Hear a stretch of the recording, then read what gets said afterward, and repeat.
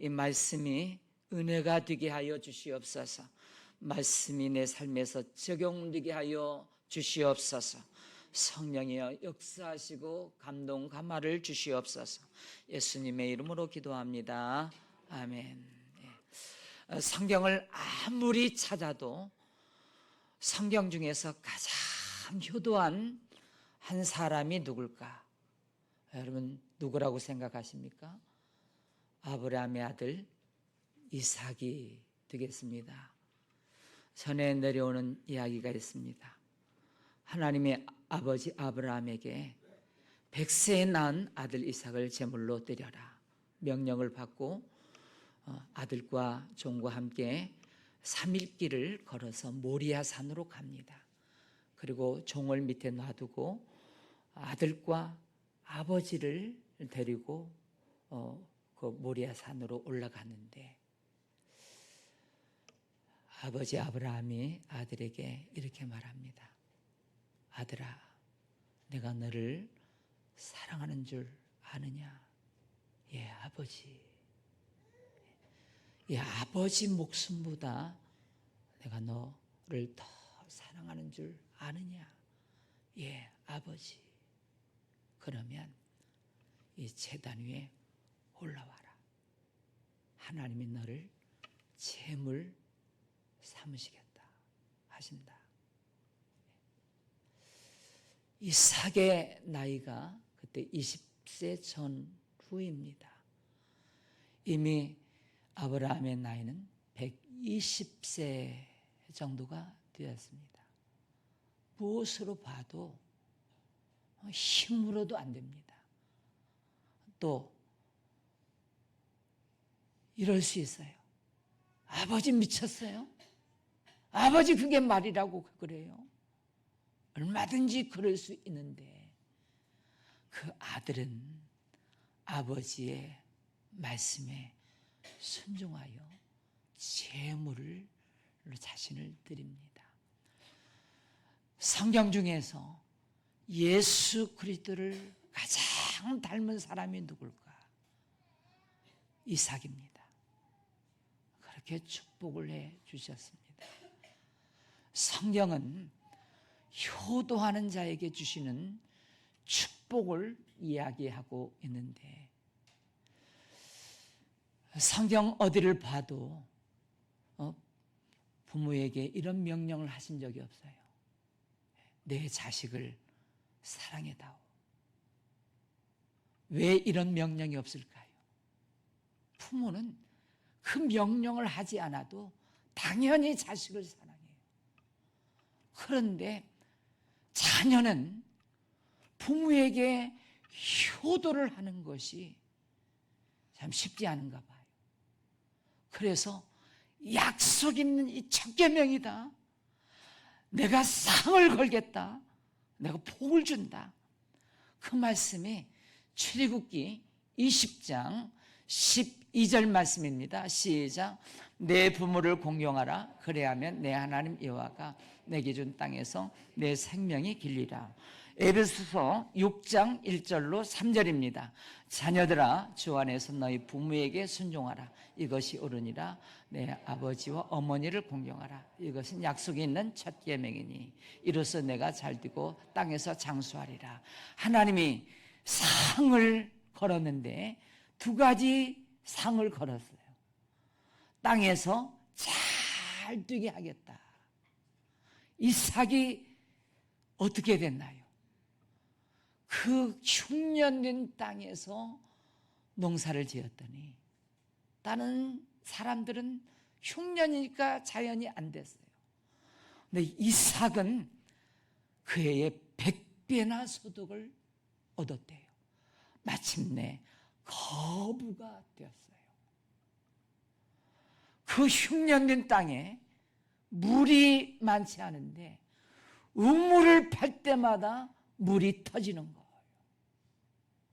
하는 일마다 형통하고 잘 되었어요.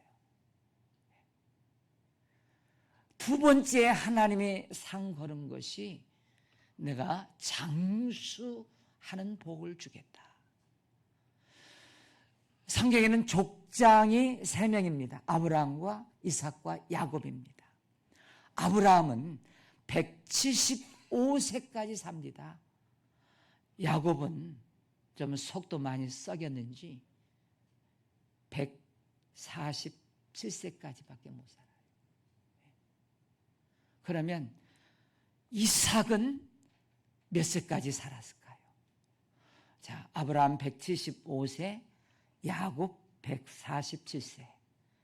이삭은 제일 오래 살아요. 장수하리라 180까지 삽니다. 하나님의 말씀은 빈틈이 없습니다. 그 말씀대로 다 이루어짐을 믿으시기를 바랍니다. 그러므로 부모에게 효를 해서 여러분 땅에서 하는 일마다 잘 되고 건강하게 장수하는 복을 꼭 누리시기를 주님의 이름으로 축원합니다. 효의 문에 충신이 난다. 그리고 하나님의 말씀은 반드시 그대로 이루어지는데 효도하는 자에게 이런 복을 주겠다. 이렇게 약속을 하신 것입니다. 오늘은 이제 우리가 효하는 자에게 주시는 약속, 복들을 많이 들었고요. 오늘은 그러면 불효하는 자식에게는 그 끝이 어떻게 될 것인가? 효도하는 자식은 이렇게 복을 준대요. 불효하는 자식의 종말은 어떻게 되는지 이 말씀을 들으면서 경각심을 갖고 또 회개할 수도 있고요. 그리고 효가 여러분의 가문에 계속 흐르게 되기를 주님의 이름으로 축원합니다. 그래서 불효한 자식 세 가정을 찾아봤습니다. 첫 번째 자식이 바로 노아의 세 아들 중에 함입니다. 둘째 아들입니다. 노아가 홍수 심판 끝나고 무태 나와서 농사를 짓고 포도원을 일구고 포도즙을 짜다가 그걸 먹고 취했습니다. 그리고 더워서 옷을 다 벗고 취해서 잤는데 제일 처음 이것을 본 자가 둘째 아들 함이에요. 이걸 보고 야 정말 부끄럽다, 추하다 비방하고요. 형제들에게 가서 아버지 꼴을 봐 하고 그 비방을 해요. 그리고 첫째 아들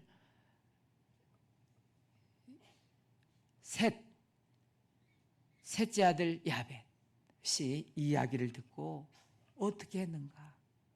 둘째 아들은 부끄럽다 하고 비방했는데 이 두 아들은 옷을 가지고요, 이 뒷걸음질 쳐가지고 아버지의 하체를 이렇게 가려줍니다. 잠에서 깨어났습니다. 다 알았어요. 그리고 이렇게 노아가 말합니다. 창세기 9장 25절에 가나안, 이게 함입니다.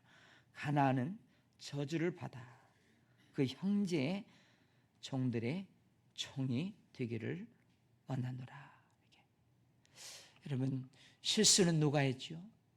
분명히 아버지가 실수한 거예요. 그런데 그 실수의 허물을 덮지 않고 실수를 온 세상에 비판하고 정죄하기 바빴던 이 둘째 아들에게 임한 저주를 보십시오. 오늘 본문 말씀은 신명기서인데 어떤 아들이 있어요. 근데 말을 듣지 않고 배역해요. 못된 짓을 해요. 그러니까 처음에는 부모님이 말로 타이릅니다. 혼내기도 합니다. 그리고 징계를 했습니다. 밥을 주지 않고 그냥 징계할 수다를 다 했는데도 불구하고 듣지 않아요. 계속 배역한 일을 해요. 다다 안 돼 가지고 그 성문의 장로님들 그 어르신들에게 이 아들을 일러 바칩니다. 백한 자식입니다. 어미의 아비의 말을 듣지 않습니다. 그러니까 회의를 해가지고요, 돌에 맞아 죽이는. 그래서 오늘 21절에 보니까 그 성읍의 모든 사람들이 그를 돌로 쳐 죽일지니 이같이 내가 너희 중에서 악을 제하라. 그래야면 온 이스라엘이 듣고 두려워하리라. 경각심을 주는 겁니다. 불의하면 이렇게 된다. 이 경각심이 그 동네에 쫙 퍼지고 그 주변에 다 알려지게 되고, 저 집안에 저 자식은 폐역하고 부모의 말을 듣지 않아 가지고 돌에 맞아 죽었대. 그래서 그 아들들이 폐역한 길에서 돌아서고 부모님의 말씀에 순종하다 보니까 하나님의 약속하신 복을 받는 거예요. 땅에 사는 일마다 잘 되는 거예요.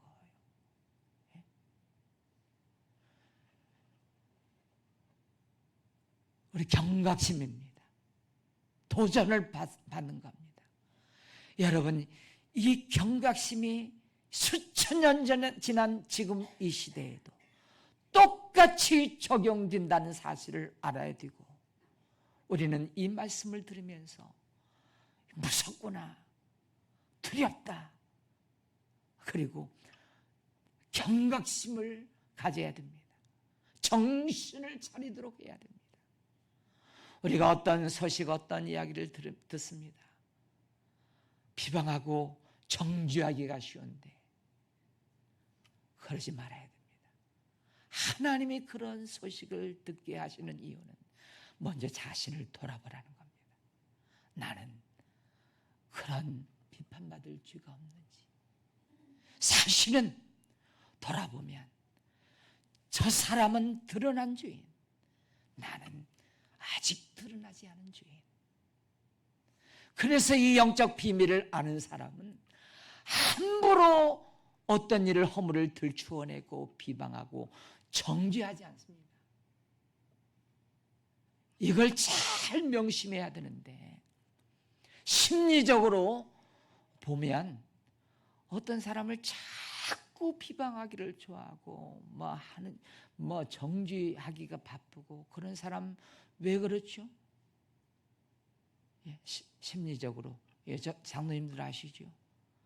자기가 그런 게 있으니까 그걸 숨기려고, 자기 드러나지 않게 자꾸 비방하면 자기는 의롭다고 생각하고 감추어질 것으로 알고 위선을 부리기 때문에, 그래서 자꾸 누구를 공격하고 비판하고 정죄하면 그 사람이 그 죄를 갖고 있구나 하는 것을 알아야 돼요. 불쌍히 여겨야 돼요. 맞습니까? 안 맞습니까? 자기가 깨끗하고 그런 게 없으면요, 그러지 않아요. 긍휼히 여겨요. 여러분, 긍휼히 여기지 않으면 긍휼 없는 심판이 있습니다. 자꾸 남의 허물을, 여러분, 우리는 사실 특별히 우리 성도 공동체 안에, 그리고 더 넓게는 온 세상에 예수 그리스도의 한 피보다 한 몸 이룬 하나님의 가족들 아닙니까? 한 가족들. 우리 작게는 우리 가정. 근데 이 부모나 자식이나 형제가 누가 어떤 일이 있으면 자꾸 세상에 나가가지고 비방하고, 물론 그런 가정들, 그런 사람들이 있는데 그러기가 쉽지가 않죠. 특별히 넓게 우리 예수 믿는 사람들이 어떤 사람이 무슨 일을 당했다 그러면 기도해야 되고, 그리고 그 죄가 내 죄인 줄 알고, 나도 똑같은 죄인인 줄 알고, 그리고 위에서 기도하고 긍휼히 여기고 돌 던지지 않고요. 그런데 이상하게 보니까 자기가 그런 게 있어요. 그 크기는 좀 다를 수 있어요. 자기가 똑같은 비판 정죄받을 죄가 있는데 그걸 자기가 없는 것처럼 해가지고 다른 사람에게 자꾸 비판하고 정죄하다 보면 하나님이 어떻게 하는 줄 아세요? 그 숨겨진 그동안 긍휼을 베풀었던 그 하나님이 그것을 다 드러나게 하세요. 비판하는 자를, 그래서 비판을 받지 않으려거든 비판하지 마라.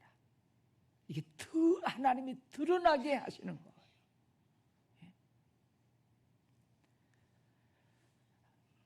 아쉽습니다. 함이 그 다른 형제들처럼 뒷걸음질 쳐가지고 그 부끄러운 허물을 감춰주었으면 우리는 이 본성이라고 하는 게, 본성이 비판하고 정죄하기를 좋아하는 타락한 본성을 갖고 있어요. 그게 또 신나고 재밌기 때문에 나 의롭다 하면서 막 그렇게 하기가 쉬운데 이게 사탄의 속성입니다. 마귀들이나 그런 짓을 하는 거예요. 자꾸 무슨 일을 보면 살릴 줄을 모르고 덮어줄 줄을 모르고 좋게 얘기할 줄을 모르고, 그럴 수도 있다 뭐 잘 몰라서 잘 그렇게 덮어줄 줄 모르고 계속해서 막 이 사람 저 사람 저 사람 이 사람 막 다 막 해가지고 그냥 매도시켜가지고 돌 던지게 만들어가지고 아주 그 조그만 죄가 커져가지고 막 부풀려져가지고 다 비난받고 죄짓고 만들고 그 사람 죄짓게 만들고 더 큰 막 죄로 해가지고 죄짓게 만들어가지고요. 심판은 누가 당하는 줄 아세요? 그 당사자는 하나님 앞에 진심으로 회개할 수 있습니다. 그런데 비판하고 정죄한 자들은 자기가 당연하다고 생각합니다. 잘했다고 생각하는 거예요. 그 사람들이 회개할 줄을 몰라요. 그 사람들은 회개가 필요 없어요. 자기 스스로 생각하기를. 아니 잘못한 것은 잘못했다고 그러는데 알지도 못하고 그런 것인데, 여러분 이 요셉의 겉옷 있지 않습니까? 요셉의 겉옷. 누가 봐도 보디발 장군의 아내가 이렇게 말하는 거예요. 그 청년, 히브리 청년이 갑자기 나 혼자 있는 들어와가지고 나를 겁탈하려고 그랬다. 그리고 자기 옷도 자기 스스로 조금 찢어놓고요, 그 겉 붙잡고 잡았다는 거예요. 막 분하고 억울하니까 막 소리를 쳤는데 사람들이 달려와서, 자, 내 옷 찢어졌지? 자, 겉옷 있지? 누가 봐도 이건 요셉은 죽일 놈이야. 감옥에 그래서 보낸 거예요. 함부로 판단하지 말아야 돼요. 우리는 요셉의 겉옷 같은 것을 가지고 단정짓고 그렇게 비판하고 정죄하는 일들이 너무나 많다 하는 것을 알아야 됩니다. 비판하지 맙시다. 함부로 판단하고 정죄하지 않게 되기를 바랍니다. 어떻게 하든지 살리고 허물을 감춰주고. 우리 교인 중에 가까운 사람 중에 누가 막 뉴스거리가 나왔다. 막 뉴스거리. 야, 그러면 세상 사람들은 뭐 그렇게 몰라도 우리 성도들은 감싸고 기도해주고 함께 모여서 기도해주고 긍휼을 덮어주고, 그러면 그 사람이 바르게 회개하고 바르게 되면서 하나님의 사람으로 회복하지. 세상에서도 다 비판하고 정죄하고 죽일 놈이라 그러고, 여기 있는 사람들도 그냥 이 사람도 찌르고 저 사람도 비수를 쪼르고 그냥 그렇게 돌을 던지다 보면 그 사람은 어디 가서 어떻게 하라고. 옆에 사람 보세요. 옆에 사람이 그런 일을 당했으면 제가 허물을 덮겠습니다. 기도만 하겠습니다. 여러분 가족이기를 바랍니다. 네, 아멘. 네. 그리고 이 두 번째 케이스가요, 엘리의 제사장 홈리와 비니아스예요. 사무엘상 2장 12절에 엘리의 아들들은 행실이 나빠 여호와를 알지 못하였더라. 제사장의 아들들이 하나님을 몰랐어요. 그리고 하나님께 드리는 제사까지 멸시하는데 사무엘상 2장 17절에 보니까 이 소년들의 죄가 여호와 앞에 심히 크면 그들이 여호와의 제사를 멸시하였습니다. 제물로 가져온 것을 자기가 먼저 좋은 부분을 떼다가 자기가 먹어버리고요, 제사를 멸시했어요. 그리고 성전에서 간음하게 돼요. 그러니까 하나님이 뭐라고 하시냐면 22절에 사무엘상 2장 22절에 엘리가 매우 늙었더니 그의 아들들이 온 이스라엘에게 행한 모든 일과 회막문에서 수종드는 여인들과 동침하였음을 듣고 그들에게 이르되 너희가 어찌하여 이런 일을 하느냐, 내가 너희의 악행을 이 모든 백성에게서 듣노라 하고 아버지가 애가 타가지고 그러지 마라 하고 혼내고 징계를 했는데 24절 내 아들들아 그리하지 말라. 그리고 25절에 사람이 사람에게 범죄하면 하나님의 심판하려니와 만일 사람이 여호와께 범죄하면 누가 그를 위하여 강구하겠느냐 하되 그들이 자기 아버지의 말을 듣지 아니하였으니 이는 여호와께서 그들을 죽이기로 뜻하셨음이니라. 그러다가 블레셋과 전쟁이 일어났습니다. 나가서 싸워보니까 3,000명이 이스라엘 백성들이 죽는 거예요. 그래서 이런 생각을 했습니다. 우리가 왜 졌냐? 하나님이 우리와 함께 하지 않았다. 하나님이 함께 하시면 어떻게 하느냐? 법궤를 들고 이스라엘 백성들이 요단강을 건널 때 법궤 맨 제사장들이 발을 밟고 물이 끊쳐졌던 것처럼 이제 법궤를 들고 전쟁터에 나가면 된다. 그래가지고 법궤를 들고 전쟁터에 나왔어요. 도착하자 막 환호성을 지르고 막 우리가 다 이겼다. 그러니까 저쪽에 블레셋 군인들이 이게 무슨 일이냐, 큰일 났다, 무슨 뭐가 왔나 보다 하고 두려워 떨었는데 전투가 벌어졌어요. 1차 전쟁 때는 3,000명이 죽어나갔는데 법궤를 들고 와서 전쟁을 했는데 10배나 더 죽었어요. 3만 명이 죽어나갔어요. 그 중에 홈리와 비나스도 죽었어요. 이건 법궤, 이 정신은요, 진정 마음속에서 모든 삶 속에서 하나님을 인정하고 말씀에 순종하는 삶이 아니라 형식만 남았다는 거예요. 형식, 무늬만 남았다. 삶은 예수 믿는 사람이 아니에요. 삶은 하나님의 자녀답게 살지 않아요. 하나님의 말씀을 어디 가서도 적용시키고 살아야 되는데 그냥 무늬만 그리스도인 성도, 직분, 목사, 그거예요. 삶은 불신자와 똑같아요. 더 유선을 버리는 거죠.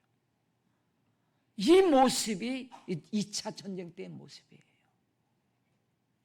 그러니까 아무리 법궤를 가지고 가도 법궤도 빼앗겨버리고 치욕의 순간이에요. 3만 명이 죽어나가고 홈리와 비나스도 죽었는데 오늘 31절을 보니까 보라 내가 내 팔과 내 조상의 집 팔을 끊어 내 집에 노인이 하나도 없게 하는 날이 이를지라. 이스라엘에게 모든 복을 내리는 중에 너는 내 처소의 환난을 볼 것이요 내 집에 영원토록 노인이 없을 것이며 내 자단에서 내가 끊어 버리지 아니할 내 사람이 내 눈을 쇠잔하게 하고 내 마음을 슬프게 할 것이요 내 집에서 출산하는 모든 자가 젊어서 죽으리. 이 엘리 가문이 끝나요. 다 망하고 대가 이어져 나가지 못하고요. 그 홈리와 비나스가 죽었다는 소식을 듣고 그 며느리가 조산을 하게 됩니다.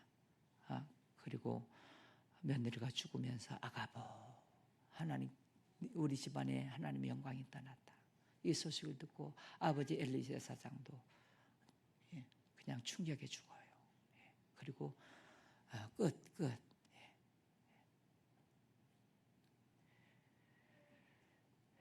여러분, 아비의 죄가 3, 4대까지 이르거니와 하나님을 사랑하고 그 계명을 지키는 자들에게 천대까지 은혜를 베푸느니라. 저는 우리 모든 가정 식구들이 천대까지 하나님의 은혜가 머물게 되기를 축복합니다.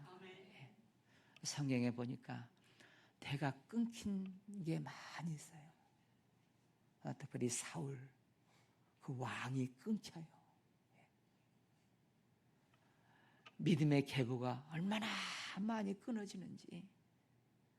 세상에서 뭐 잘났어요. 잘 뛰고 뭐 성공하고 뭐 무기를 만드는 뭐 문학 뭐 하고 창세기 보니까 이렇게 일어나요. 아기는 잠시 화려하게 성공하다가 끝에 보니까 다 사라져 버리고요. 다 멸망해 버려요. 의인은 여호와께서 그 길을 인정하시지만 악인은 망하리로다. 여러분 속지 말아야 돼요. 하나님 없어도 잘 된다고요? 그건 가짜입니다. 잠시뿐입니다.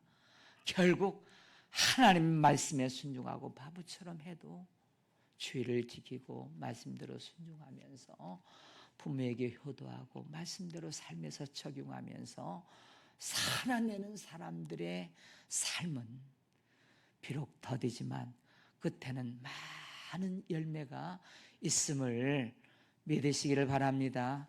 여러분 제발 정말 천대까지 하나님의 은혜가 계속되어서 명문가의 기독교 가문이 이어져 내려가서 여러분이 아브라함이라면 이삭이 나오고 야곱이 나오고 다윗 같은 이들이 나오고요. 그러기를 축복합니다. 아멘.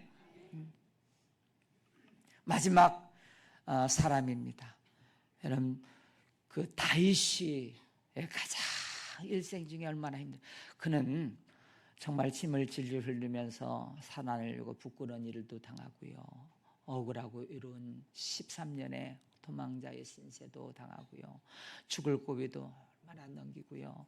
자기 아내를 빼앗아다가 다른 남자에게 줘버리고요. 뭐 이런 일 숱한 일들이 많이 있었는데 가장 힘든 때가 언제였냐면 자식이 자기를 죽이고 왕을 차지하고 몰아내고 쿠데타 일으킬 때. 이건 너무 부끄러워가지고 이건 자식을 죽일 수도 없고 어떻게 할 수도 없고 그래서 그냥 얼굴을 가리고 부끄러워서 뒷산으로 도망가는 거예요. 죽일 수도 없어요.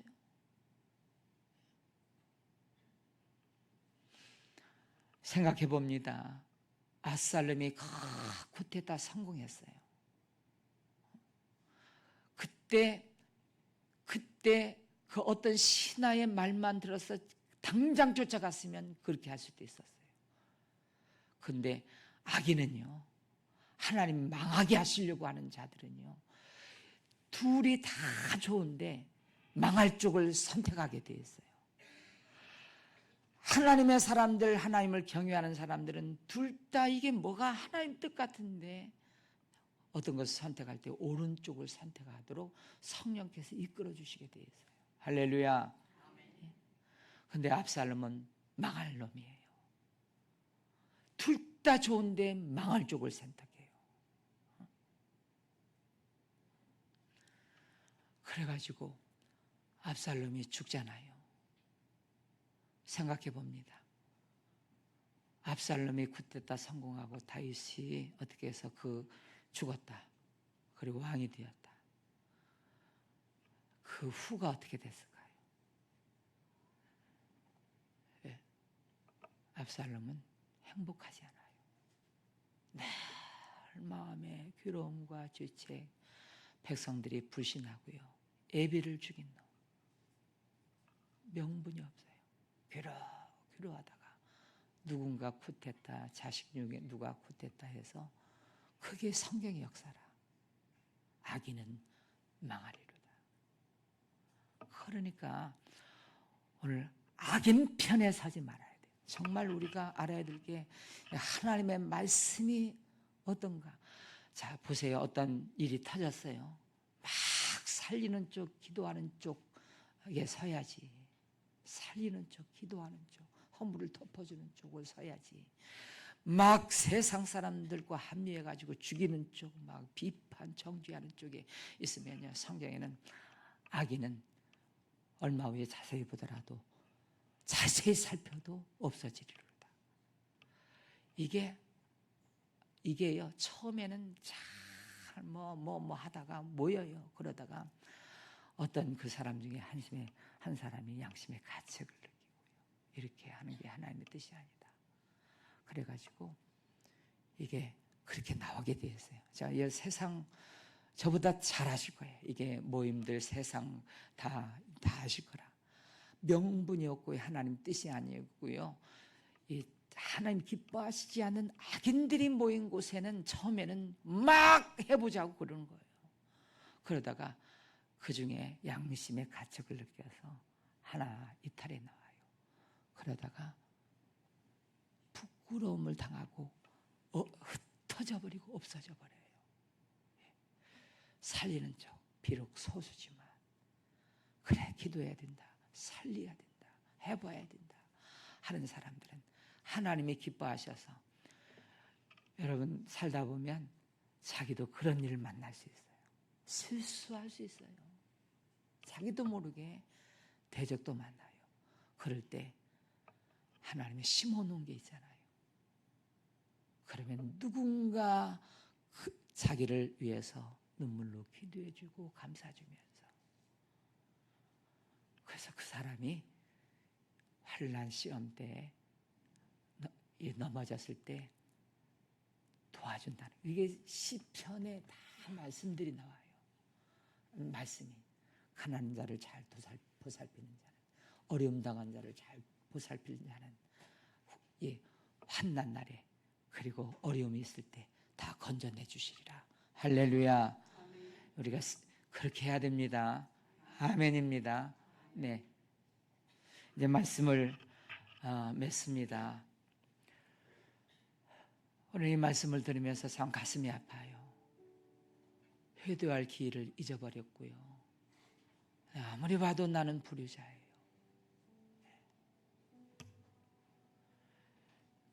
어떻게 해야 되느냐? 하나님 앞에 회개하면 됩니다.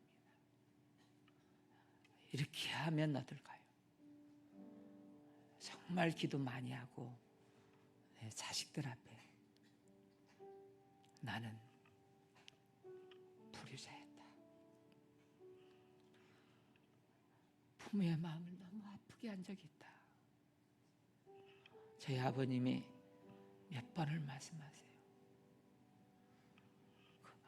저희 친할아버지가 정말 그때 얼마나 부자였는지 종들을 수십 명 데리고 막 그 땅이 다 땅이었었는데 어떻게 하다가 막 다 말아버린 거, 반아버려. 그러니까 작은 아버지는 아버지라고 부르지도 않고요. 아버지도 화가 나가지고요, 모시고 살았는데요. 아버지가 마당 좀 쓸어라. 싫어요. 그랬다는 거예요. 그리고 몇 번이나 내가 그때 아버지의 말씀을 불순종했다. 마음 아프다. 그러시는 거예요. 그렇게 하면 돼요. 찬송 부릅니다.